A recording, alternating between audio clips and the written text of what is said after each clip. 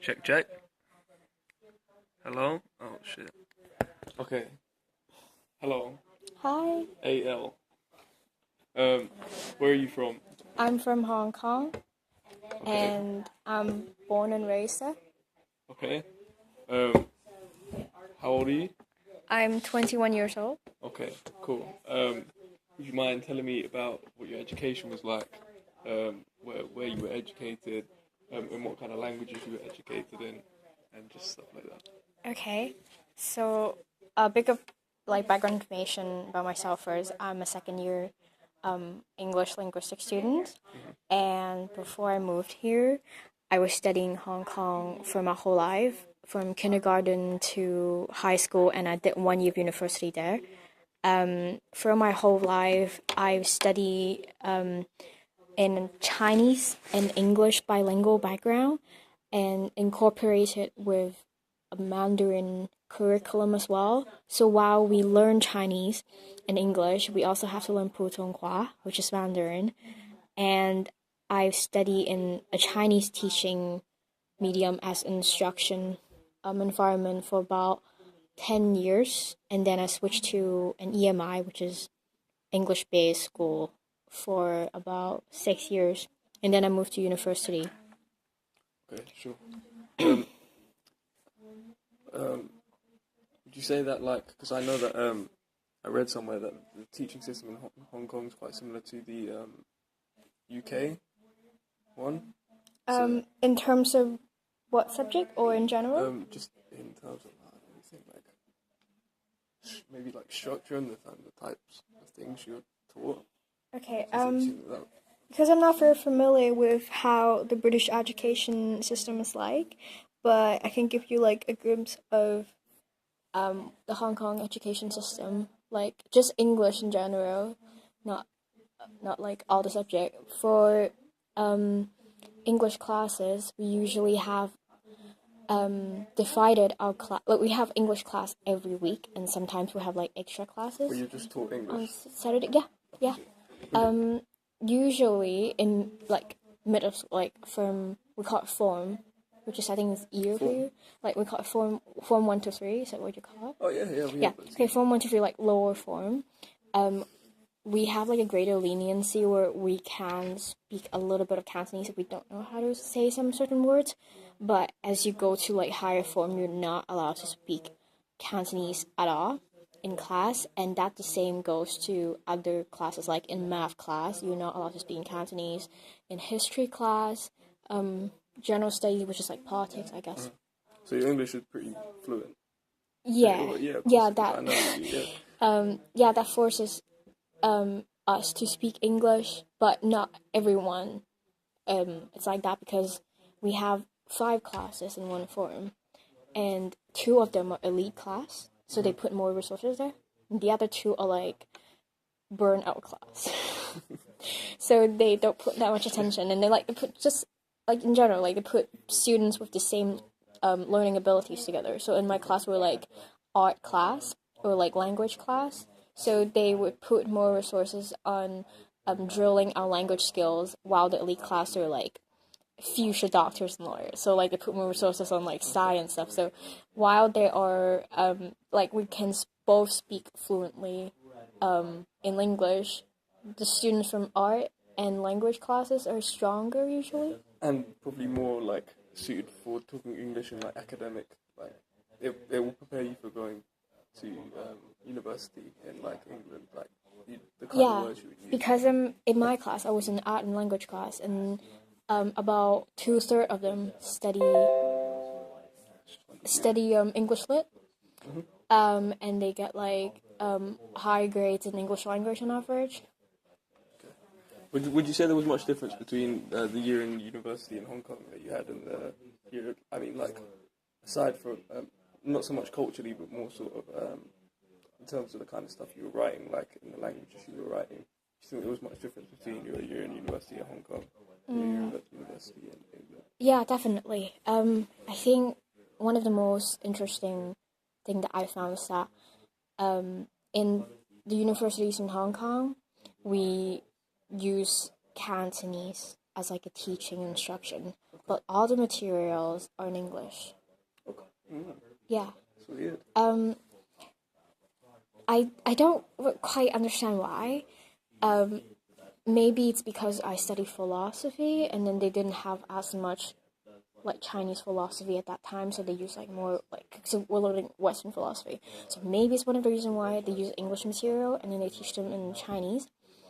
Or it could be that because English is like an official sort of teaching But there's medium. a definite like blend between Cantonese, like Yeah, it's quite confusing to me definitely a sometimes. blend, Yeah. You will have to like translate the terms, or they will have like translation next to term. Okay, this is like a very interesting thing that you have to know, in which as I grew up like learning sciences, in lower form, you have a lot of like technical jargons like photosynthesis, layering, stuff like that. They would put like a list of glossary with with translation, or even in passages they will like put the translation in bracket, so it's easier for you to understand what it and is. to write it in the essay later. No, you don't. They won't let you write it. Like, the teachers won't let you write the Chinese translation. Yeah, but I mean, it's got the English. Oh wait, so the textbooks are English, but they have the Chinese. Just for some technical term, like maybe the whole passage is about photosynthesis or processes, but the jargon would have a translation come along with it. All right. Main question, just in your day-to-day life, from when you wake up to when you go to sleep, sort of like a kind of diary thing. How do you interact with reading and writing, and what sort of like languages do you use, and like what blends of it? I know we talked about like Chinglish. Yeah. I don't think there's much difference between how I like interact, like my interaction with literacy between I was in Hong Kong and I'm here right now, because I mostly use English when I'm conversing with people, like including emails, writing emails to Star. Yeah, I only use email with Star, or like at the university. Yeah. So that would be proper English, like formal English. Yeah, definitely. Yeah.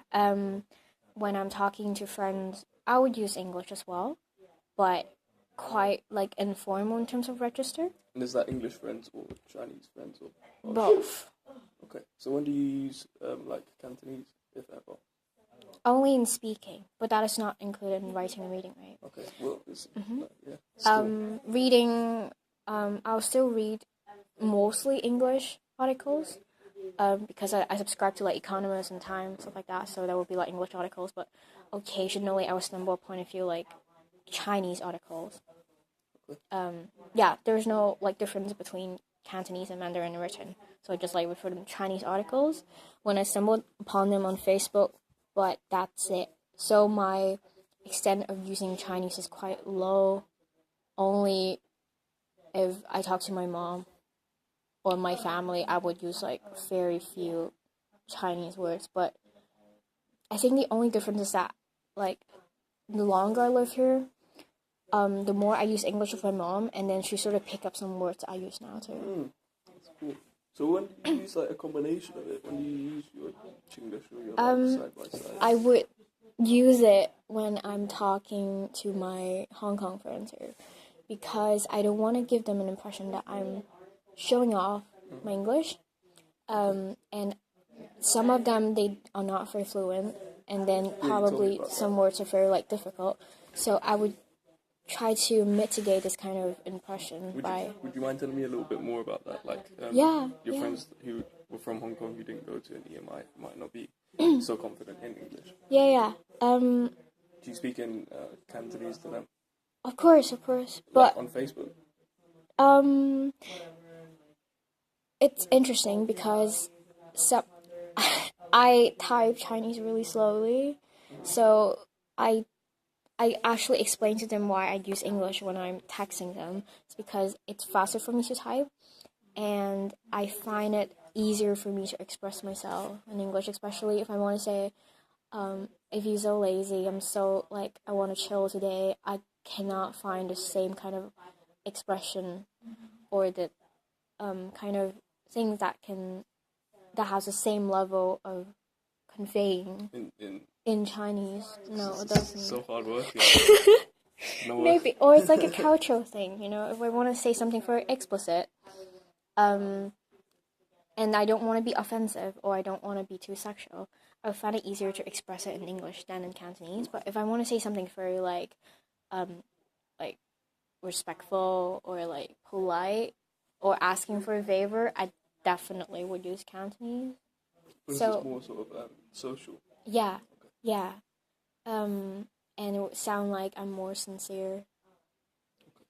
Would you mind telling me about the note taking thing? Because I know you told me earlier that like sometimes if there's not a space at the end of the line, you would use like a Chinese character, or like if you don't understand the concept, you use Yeah, it. yeah. So how does note taking as a bilingual student? I would, especially with phonetics, I think with lots of concept right now, I would write the sort of Chinese translated term next to the English term, like spectrogram. I would have to look up the Chinese name, so I would remember what a spectrogram is. Because, for example, like, I. But is it like a learning tactic? Like you feel like it helps you remember a concept better when you blend the languages? Yeah. Trying to think of an example. Like if I was studying, okay, you know what? Just the word spectrogram. So, you know how English like is just consists of 26 alphabet, but like in Chinese is like strokes and dots, like putting them together, it creates a word. Yeah. So spectrogram, it's translated to a vocabulary that's made up of 3 words, which involve electricity. Like the first word is electricity. The second word it's I think like radioactive wave or something, and the third word is picture. So with this kind of like association of 3 words together, I will remember what a spectrogram is because it was related to like probably electricity, probably to wavelength, and it's a picture. So that's how I like remember a very abstract concept. Or this is just entirely personal, but if I'm taking notes and it's like a very long sentence, and at the end of the page I like the line I don't have enough space, I'll just scram everything and translate them in my head into like Chinese words and put them into like small words, so I don't have to divide the line or divide the sentence. Or when I'm trying to explain a concept to myself and I find it too complicated or like too complex to put it in English, I would use like Chinese idioms or like a Chinese story, a myth to sort of explain it. But I would write it in Cantonese, like in colloquial Cantonese term, not like formal written Chinese. Oh, so like slang, so like yeah. So it really is just for like ease and Yeah. Okay. So because then you're like explaining it to yourself. So when you're like reading it back together, you sort of like feels like, oh, someone explaining to me in Cantonese, so it's easier to like digest the concept. So would you say you felt more comfortable talking in Cantonese than in English, and you would reserve English for more like sort of formal? Not really. Maybe only in academic writing. Okay. When I am talking to a friend about personal problems, definitely I would use Cantonese, so my mother tongue. But if I'm like normal daily conversation, yeah, why not English? I mean, I'm competent, but even when I'm speaking in Cantonese, I will have like code mix. If you get what I mean, it's like I will speak to you in Cantonese mostly, probably 60 or 65%, but the rest of it is like English. Okay. And other people from HK can understand that. Yeah. Oh, Yeah. Okay. But only on the basis that I don't use like very sophisticated words. Like I don't use words like albeit, you get me? Like a Shakespeare line.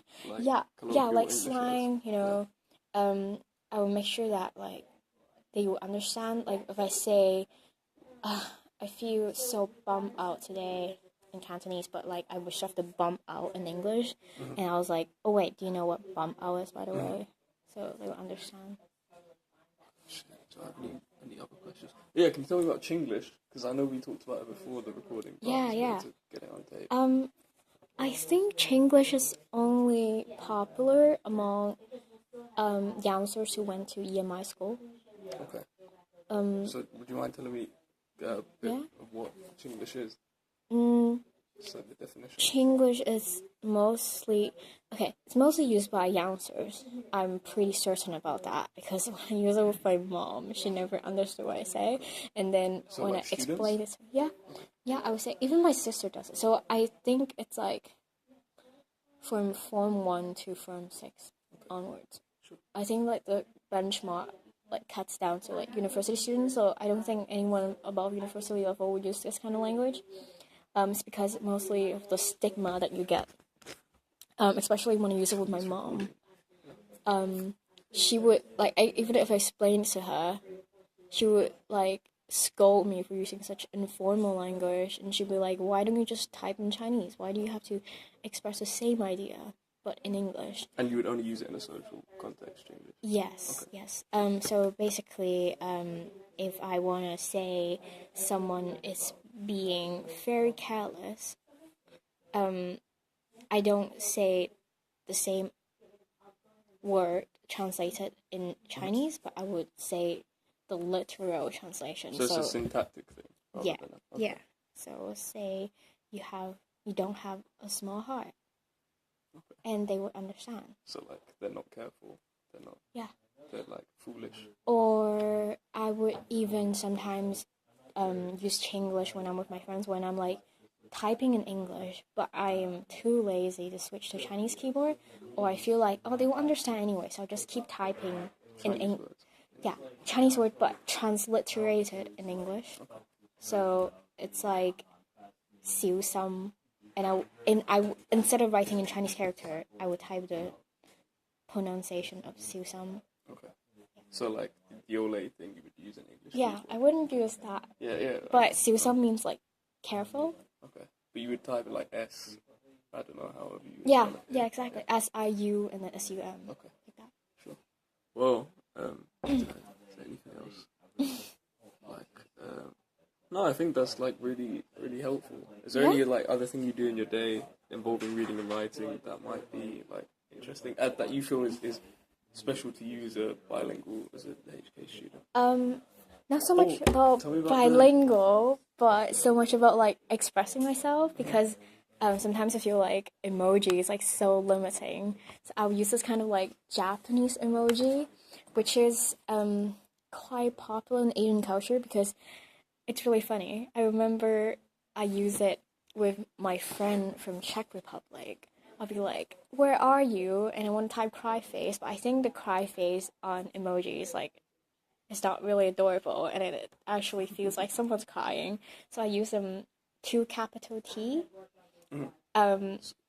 Like Yeah, get what I yes, mean, right? yeah, with So it's the, like like, here, dashes, and then just so her name is Teresa, so she thought I was calling her TT, but in fact, it was a teary face, and I thought it's really funny because if I type it with my Korean friends and my friends from Hong Kong, they would be like, "Oh, why are you crying?" But then she didn't just. I could guess that she thought I was calling her TT because she called me AA. So I thought, okay, that's like a miscommunication over there. But So it's something specific to like East Asian. I think so because we even have a song, not we, but like in South Korea, there's a really popular girl band. They have a song called TT. It's about a guy rejecting her. Oh, so it's like So it's that. It just means crying, but you don't use like emoji, but use like characters, use dots, and sort of like a Japanese / Chinese characters to construct a emoji faces face. and stuff. Yeah. That's really cool. Yeah, and when do you use that? Like, you just put it at the end of a message to socialize? Mostly, yeah. When we feel like emoji is not expressive enough, we would use that. And mostly we use in like forums in Hong Kong, I think. Okay. Well, yeah, I think that's pretty much it, right? Yeah? Yeah, okay, well, thank you so much. You're welcome. I definitely owe you one. Or what? You said my name. No, I'm not going to use this video anyway. Okay. Ayo. If I do, I'll cut this out. Yeah. Um, It's okay, just the end. yeah. but it's not even any important information.